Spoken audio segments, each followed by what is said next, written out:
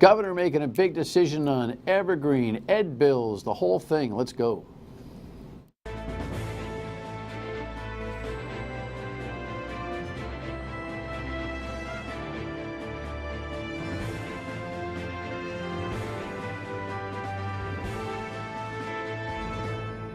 The Dan York State of Mind program is brought to you in part by Lookout Rhode Island and Takeo Comfort Solutions. One of the smartest minds in Rhode Island when it comes to issues of policy and how the numbers work is Gary Sasse, who is former when it comes to state government, former revenue director, former head of, Rye Peck. Oh my goodness! How did I forget? Gary's doing work on his phone. Rypeck, a former head of revenue, former administrator, former all of that in state government. This guy is as smart as it comes when it comes to the money. He now heads up the Leadership Institute at the Hassenfeld Leadership Institute at Bryant, and will enjoy his company here in a few minutes coming up momentarily. In the meantime, I want to cover a couple of things that are going on in our world, including this. I'm not sure whether that's absolutely true, but there's no doubt that we have reached a space that our founding fathers would probably have to regroup over. President Trump said he wants to move on from the Russia investigation. No obstruction. And onto the 2020 election. Pick somebody, please, and let's start this thing. And while many of his allies are also ready to move on, the case is closed. Congressional investigations by both parties are going forward. Mr. Chairman, what happens if John Jr. doesn't comply with your subpoena? The Republican-led Senate Intelligence Committee subpoenaed Donald Trump Jr. to answer more questions about Russia's interference in the 2016 election.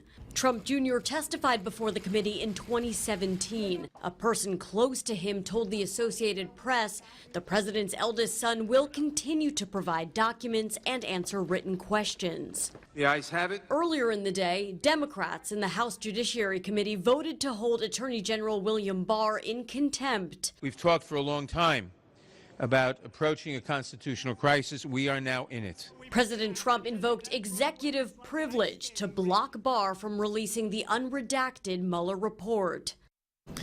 Constitutional crisis, confrontational crisis, I don't know, but I'm hoping that the good news that will come from this is that Americans will pay more attention to how our Constitution's been written, how the three branches of government work and are supposed to interact, and how they're supposed to give respect, perhaps not love, but respect for each other. There is some space here now when the White House refuses to comply with the requests or the demands that Congress presents to it for information, whatever that information happens to be. Whether the president's baiting on impeachment, whether the Democrats take that bait, I think is part of the drama here and what's driving the White House behavior. I hope the Democrats don't get caught up in the drama and spend the time literally trying to exercise their oversight responsibility and teach the American public about how the branches of government are supposed to operate. That might be the best chance they have if the goal inevitably is to unseat Donald Trump. If they come off this track, if they take the bait, if they act emotionally, if they bring buckets of chicken and do all that kind of stuff during this very tenuous time for learning for America, they will have missed an opportunity, in my mind. In the meantime, here at home, this thing's growing. West Greenwich last night, the third town to pass a sanctuary status over the Second Amendment. I am very concerned about this, as I've been opining both on the television, on the radio, on WPRO, weekdays 3 till 6. Tomorrow night, we have a program with the originator of this. Don Fox is the Burrillville Town Councilor who brought this brainstorm to his own peers and got it passed 7-0. He doesn't really seem to share the concern that I have, and even our Attorney General has articulated about the momentum of this across the states. There is a concern that to the extent these resolutions empower sort of people who may not be thinking very clearly about this issue, that there is this sort of notion that you don't have to follow state law. We need to disabuse them of that notion as quickly as we can, and so, that's why I'm trying to speak as clearly as I can about this issue. The Attorney General is clear that it doesn't change law enforcement procedures. So too did the head of the Rhode Island Police Chiefs Association on the radio yesterday tell me the same. And in fact, Burrillville last night clarified, codified, if you will, for the general public what that resolution does and does not do. There's a whole juxtaposition that has been raised here by unfunded mandate arguments, more or less bad mood, disenfranchisement, anger on the part of Burrillville and now their towns of like mindset, and the Second Amendment issue. I'm concerned that any community that brands itself anything by resolution needs to do a deep dive and get empirical data from its constituents before they do such. Mr. Fox doesn't see it that way, but he does raise some articulate arguments, and he will be on the program tomorrow night. And the reason I know that is because I just taped it, meaning on Thursdays we tape both the Thursday and Friday show. So I think that's a must tune in for you tomorrow night, if you care about the state, of course. In the meantime, this headline is one of very many that we're going to talk about with our great guest tonight. City and town leaders visit Raimondo to urge veto of evergreen contracts. I'm hearing fat chance, but we shall see. Gary Sasse is the founding director of the Hassenfeld Institute and has counted the beans and offered revenue and policy strategy for this state for a long time. Welcome, my friend. Good to see you. Good to be here. Thank you. I'm hearing that the mayors went and did some begging. The governor is playing rope-a-dope, may even let this pass without her signature. These mayors are in a panic about being able to maintain fiscal sustainability. Oh, there's a much deeper issue there, Dan. And what is it? It's really the lack of respect for state government for their partners, because services are delivered by cities, public safety, schools, sanitation. And historically, in this state and most other states, state and local officials have tried to work in tandem, work as partners to solve problems. And in the case of the evergreen contracts, it's clearly a case that special interests, other interests, have more clout than our elected officials. And I go back, and I hate to get nostalgic, but I look at a time when Joe Walsh was mayor of Warwick, when Buddy was in Providence, Buddy Cianci, when Boulay was in Warwick, when Dennis Lynch, was in Pawtucket, and Sal Mancini, North Providence, who was very much a power in the Democrat Party, but also the leader of those mayors. This wouldn't even got an introduction if there was stronger municipal leadership. And we've seen in this state for a couple of decades a weakening of our local leadership. As a result, it becomes harder and harder to work with the legislature, work with the governor in getting their voices heard on very controversial legislation. Okay, well, you just lit a gas fire there, because that is a very profound thing you just said. I want to make sure everybody knows that this evergreen contract, kind of labeled by the Journal more so than anybody else, it's a continuing contract bill, which simply means if a teacher union or municipal union, not police or fire because they have arbitration, that they go into a process if there's a dispute.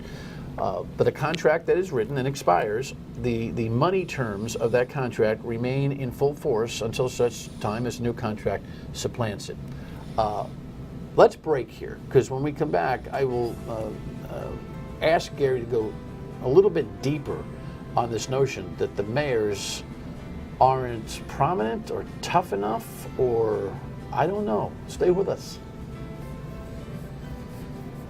So I invited Mr. Sasse in to talk about ed reform, and I really want to get to that. But I just want to follow up on what you said there. I have suggested, as maybe a little bit of a cheerleader for the mayors in this state, that they in the last handful of years have formed kind of a good coalition, mayoral academies on the education side. But there's a really good group of town administrators and mayors, I think, who have formed not only through their formality of league in cities and towns, but politics.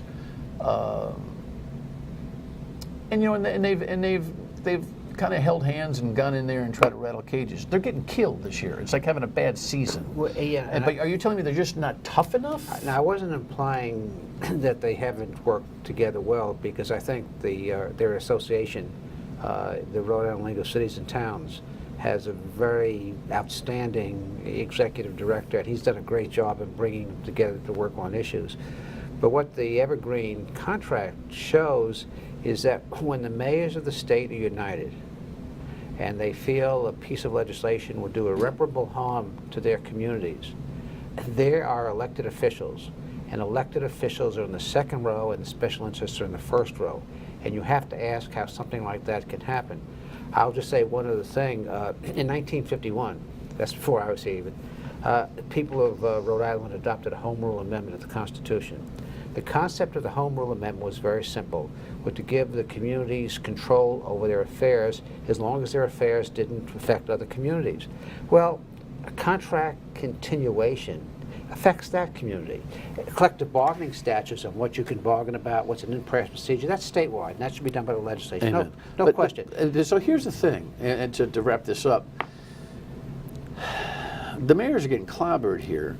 This governor and the General Assembly, the governor reacted when the mayors more or less said, you know, we're going to use our political weight and we're going to work against your re-election. Well, that year has passed, and now she has no worry about that. So I don't know that she's making this decision based on merits of the argument of the legislation or your good arguments or just her own politics. Well, I don't know what the politics were. I know that the teacher unions supported her during the campaign. I know that as chair of the Democratic Governors Association, the unions, the public unions, are very important constituents. So I think that's a factor. But what's happening now, and this was clear in the Wall Street Journal, and I think there'll be other national media, are raising questions about what's happening to the reputation of this governor in this state. Let me just speak about that for a second. When Governor Raimondo came in, the business community and the national press, both conservative and liberal, supported her as a modern Democrat. You know, pension reform would stand up for the people, good government, fiscal responsibility. And that was a reputation that was built. If this legislation goes through, what the national media is saying is that there's been a flip-flop, and you can never get back your reputation. You can make political deals, and those are short-lived, those are transactional. Very hard to get back your reputation.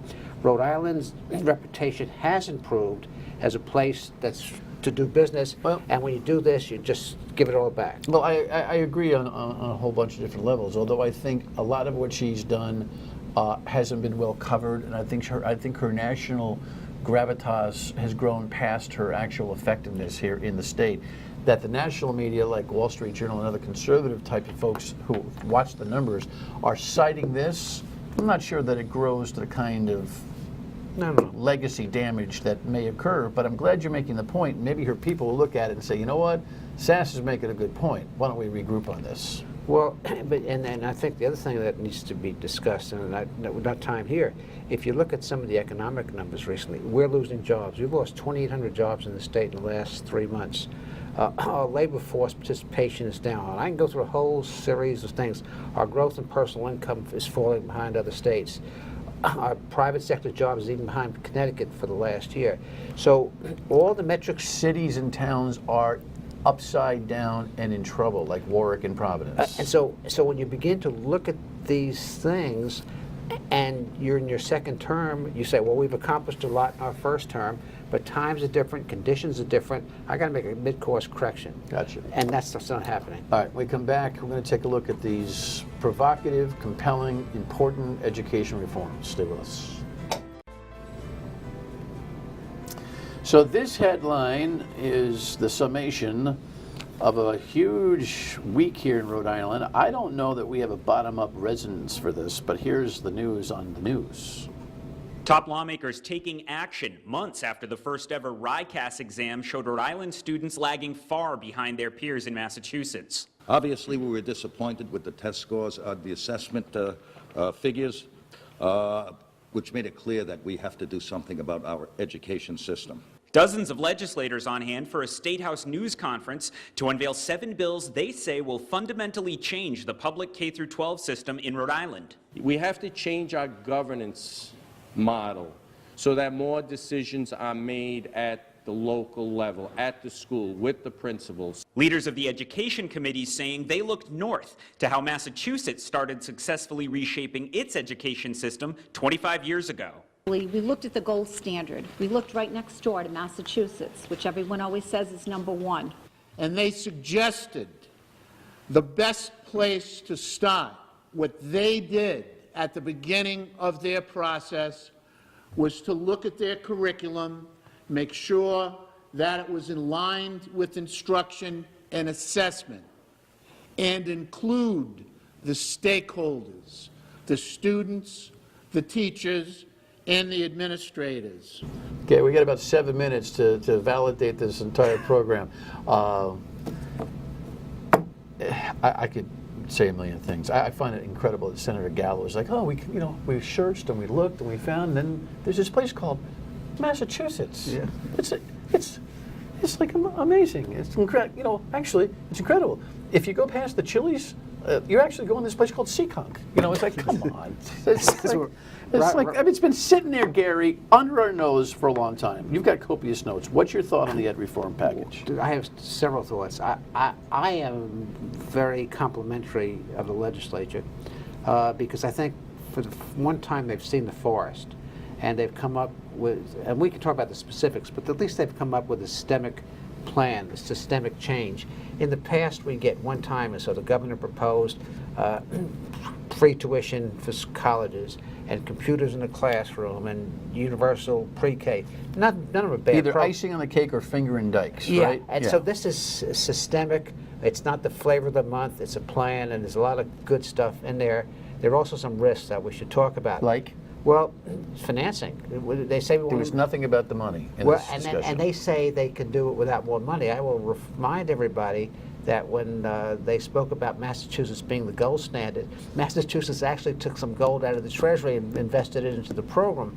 Over the first 5 or 7 years of their reform, which they started in '91, they spent $2 billion. And so we have a financing system in the state which is problematic. So Smithfield, for example, somebody at Bryant sent me this today.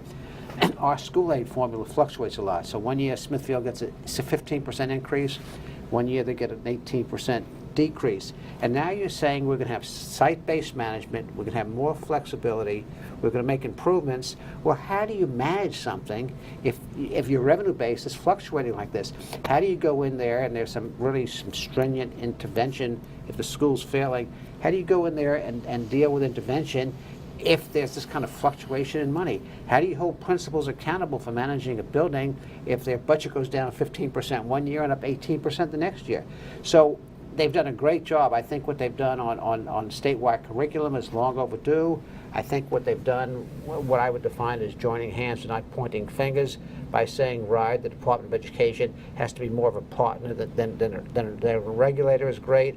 I think school-based management has its place. I think changes in certification, so when we certify teachers, it's not just what they know, it's can they teach, how can they do, all great things, and the legislature deserves a world of credit for doing those things. But well, okay, no, go ahead. No, but I think that it drops down when you don't put money with it, because they can say we're spending a lot, and we are, but those are built-in costs. If you're going to intervene, the school's failing, you're going to have to do something. Right. And the other thing that they didn't deal with was personnel. So we just had a conversation about evergreen, but there's seniority, there's bumping, there's a whole 30 years of precedent and law on hiring and personnel and bumping. So you're telling me that we're going to give the school, which the Commonwealth addressed, right? No, I just couldn't go that far. Well, I have read the statute. I need to read it again. It's 57 pages. It's extremely bureaucratic. When you read that thing, Dan, you're gonna have to scratch your head and say, how do we get from A to B? Right. Because there's 57 pages of bureaucracy. Well, look, I appreciate your tone, because I too support and think this was a great move by the legislature. But I'm a little bit tempered. I'm just nothing but a dumb jock anyway. I don't get excited about a draft. I get excited about a championship. So you finally stole the notes from Massachusetts, or borrowed them, thank you very much, because it was right under your nose for decades. but you're starting to make the move on it. I can't do cartwheels until we see some successes, and it's going to be 2, 3, 5, 10 years down the road. Well, see, that's another very important point. No, it's going to be 10 years down the road because it took Massachusetts 10 years to get to where they've got. And what is not in this bill are benchmarks. So if we're going to get to the promised land in 10 years, which is fair, how close are we in the second year, in the fourth year, Right. the seventh year? And so to make it really an accountability program, you need Well, benchmarks of hopefully progress in you there. and others. Are you on the Rhode Island Foundations group? No, I'm not, but you no. should be. No. Someone's going to have to make a phone call on that. But anyway, because your mind needs to be on that. Here's what I don't know, and we only have a few minutes to talk about this. I don't know that we have a culture of the right kind of concern and/or panic up and down the state for this. We have Providence where parents are worried about asbestos and buildings falling apart, like basics before even the achievement starts to be dented. And you've got suburban and rural communities that are satisfied to be the best of the wrong league, meaning the JV league here in Rhode Island. And so between the two, I don't know that there's a resonance of, yeah, it's about time we fixed the classroom and the curriculum, because I don't see it. And without that, this stuff is going to just modulate. Well, think of it as a work in progress. Do you agree with me that there's no groundswell? I partially agree with you, because I think certain things have changed. Tell me. I think two things have changed. You got a minute to tell me.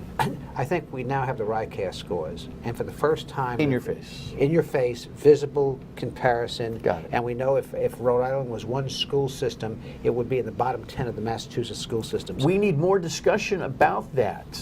Yeah, Right? but you got Barrington's school committee superintendent like, we're tops and rounds. So what? Your equivalent town in Massachusetts kicks your tail by 15 points. But we're having that conversation now. We weren't having that conversation before. The second thing is there is an effort in this bill to change the culture, and it starts at RIDE, of working through, helping the communities put in place these curriculum frameworks, aligning, I'm not going to get in the weeds, but aligning curriculum, with what's being done in the school and what's being done in testing. So they've hit the right notes. The two concerns I have is they are hit the right notes in an environment where we have a messed up way of funding schools, and you can't have site-based management unless you have some financial flexibility. Got it. And we've had 30 years of laws on seniority, on bumping.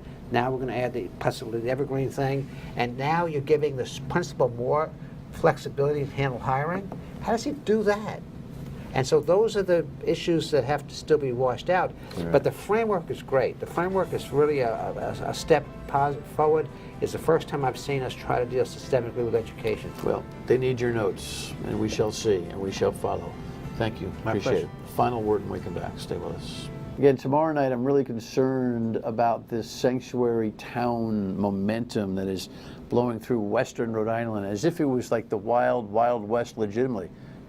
Towns that are 8 miles away from the urban core who feel like they're centuries away, continents away from access. A great discussion on it tomorrow night with the town councilor in Burrillville, who started the whole thing. We'll see you then. And on the radio at 3 on WPRO. Good night.